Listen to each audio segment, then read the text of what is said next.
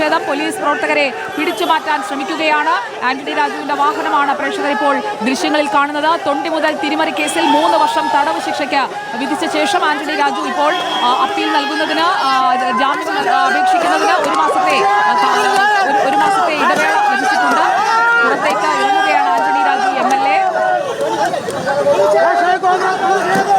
അവിടെ നിന്നുള്ള തത്സമയ ദൃശ്യങ്ങളാണ് പ്രേക്ഷകർ കാണുന്നത്. പ്രതിഷേധങ്ങൾക്കിടയിലൂടെ ആന്റണി രാജുവിന്റെ വാഹനം ഇപ്പോൾ നെടുമങ്ങാട് കോടതി വളപ്പിൽ നിന്നും പുറത്തേക്ക് പോയിരിക്കുകയാണ്. തിരിമറി കേസിലാണ് ആന്റണി രാജുവിന് നെടുമങ്ങാട് കോടതി ശിക്ഷ വിധിച്ചത്. ആന്റണി രാജുവിനെതിരെ പ്ലക്കാർഡും ബാനറുമായി കോൺഗ്രസ് പ്രവർത്തകർ കുറെ സമയമായി അവിടെ കാത്തു നിൽക്കുകയായിരുന്നു.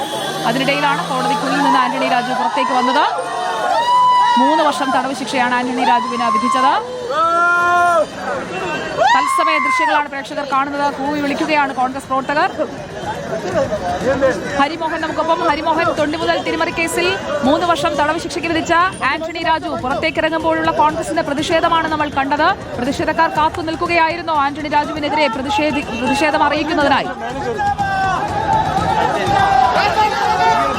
സുജയ, കടുത്ത പ്രതിഷേധം തന്നെയായിരുന്നു കോടതിക്ക് മുൻപിൽ രൂപപ്പെട്ടത്. കോൺഗ്രസ് പ്രവർത്തകർ ആന്റണി രാജു ഇറങ്ങി വരുന്നതിനു വേണ്ടി ഏറെ നേരം കാത്തു നിൽക്കുകയായിരുന്നു.